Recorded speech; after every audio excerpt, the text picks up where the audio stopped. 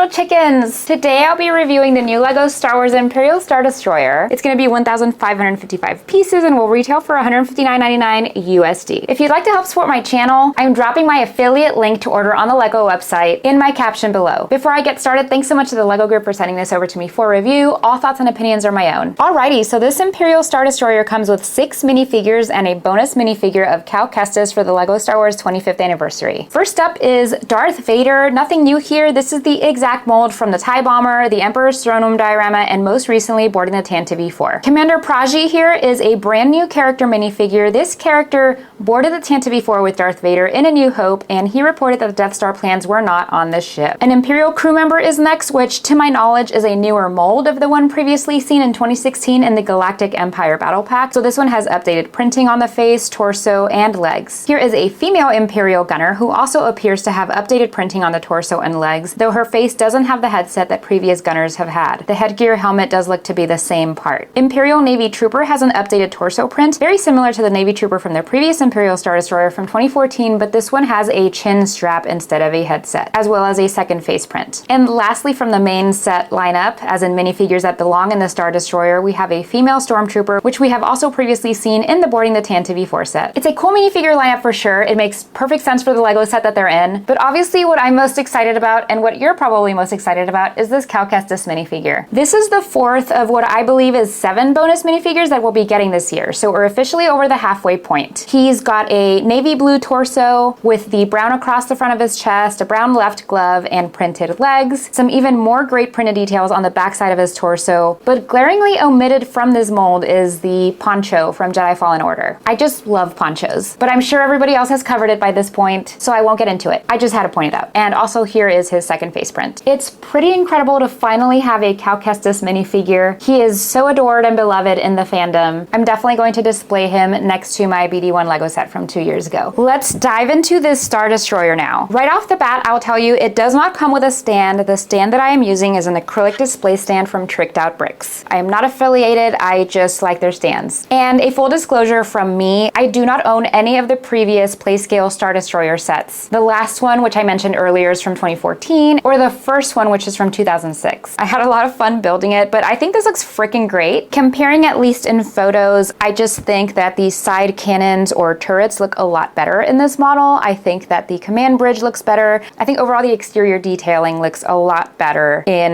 this LEGO set than the previous ones. And you would hope so, right? It's been 10 years since the last one. I also really love the feature of these light bluish gray slopes that you can actually tug on to move the turrets on the side, and this works for both sides. Like, how cool is this feature? Building this function literally made me so happy. While we're back here, let's admire the back side. I think the engines look really good. Just so sharp and clean. You can lift up this section back here and store some accessories, maybe your extra guns, maybe some extra missile shooters if you like to keep all parts of the set together. Right above the turrets, there is like the tiniest peak of a Technic pin, also on both sides. And these are actually triggered for the projectile missiles. Let me see if I can catch it.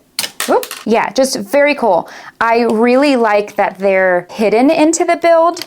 One thing I did notice from the previous 2014 and 2006 versions is that they're kind of like exposed on the outside. So here they're like very much hidden as a part of the ship. Another thing I want to note on the exterior, there is only one sticker on the exterior, and it is right here in the center of the command bridge. And it's just to show the windows on the command bridge. I'm pretty sure those are windows. Right here in the center of these top panels, you can actually fold them outward, and it reveals the little lever that you can lift out for swooshability.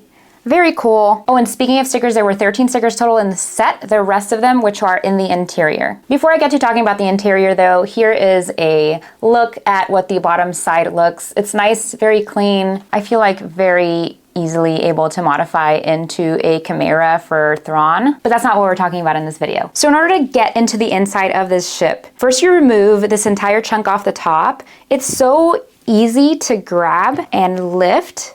Like, this chunk is very sturdily built. Honestly, the whole ship is, but we can get into that later. So hold on to this chunk, put it aside. Here you have, I want to call this kind of like level 1 of play scale of this ship, because if you wanted to just use this first section, which looks like sort of a lab slash office space, you can. But next you can unfold these top panels. So as I was building it, I likened it to like folding up a flauta. So I'm not going to liken this to unfolding a flauta because you don't unfold a flauta. Anyways, the interior. This looks to be an office space of some kind. There is a coffee cup here, a data pad. You can sit a minifigure here if you'd like. This other side kind of shows like a lab of sorts because there is a little container in here which probably holds maybe a liquid in there, a vial. There is a syringe on the side, and then there's this like rotating display, and this is a kyber crystal. So it makes sense, right, if this is a New Hope era, that they're still kind of studying kyber crystals because that's what powers the Death Star. I also thought maybe that could be a mini Star Destroyer, but I don't think so because of the translucent blue color. Back here on the display panels that are translucent blue, those are 2 of your stickers, and then some other stickers here are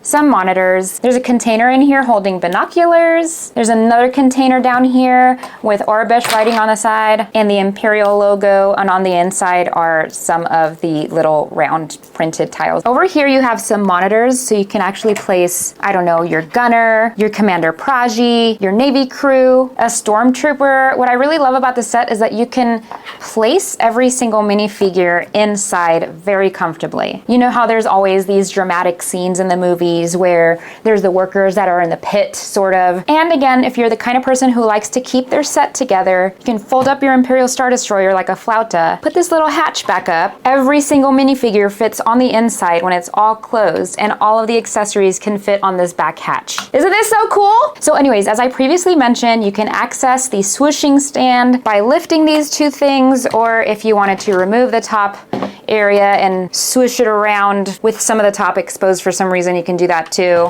Something I just have to point out about this set, you saw how easily I was able to remove the top part and then unfold it, you know, like a tortilla or something. It's incredibly sturdy. The bottom feels sturdy. If I move this around, it feels sturdy. Nothing at any point feels like it's going to fall apart. I'm thinking a lot of Lego sets on this scale from the last year, right? The Ghost, for example, the top removable panel on the Ghost, I feel like just feels like it's gonna fly off very quickly, very easily. It's just a very strong looking ship. Again, something I've brought up a couple of times, I'm pretty bummed that this does not have a stand. However, you know, I understand that this not being an 18+ set or anything, it's not for display, it's meant for play. I didn't mean to rhyme. That's honestly probably my biggest gripe. I wasn't really looking forward to this set, but again, in full honesty, I would have bought this set purely for the Cal Kestis minifigure. Ultimately, after seeing this ship built in person, I think I would have actually bought this so that I could have an Imperial Star Destroyer set in my collection. As I mentioned, I don't already have an Imperial Star Destroyer playscale version in my collection. I don't have the UCS versions either, nor do I see myself wanting to add one to my collection because they are so large and so gray. So I think this is perfect. I especially love how it looks on my acrylic display stand. Lego sets are only getting more expensive. I do think this set is worth it, especially since the last time that we got a playscale set was 10 years ago. I'm always going to be the person to suggest waiting for double points or a gift with purchase that you really want, or a sale. And I can definitely see this one going on a good sale on Amazon during the holidays. I'm curious to know what you think about all the features of this set. If this is something that you're wanting to pick up on August 1st, let me know your thoughts in the comments. If you've made it this far, please hit the thumbs up button on my video. I would greatly appreciate it. And if you like what you see, hit the subscribe button. I would love to have you here.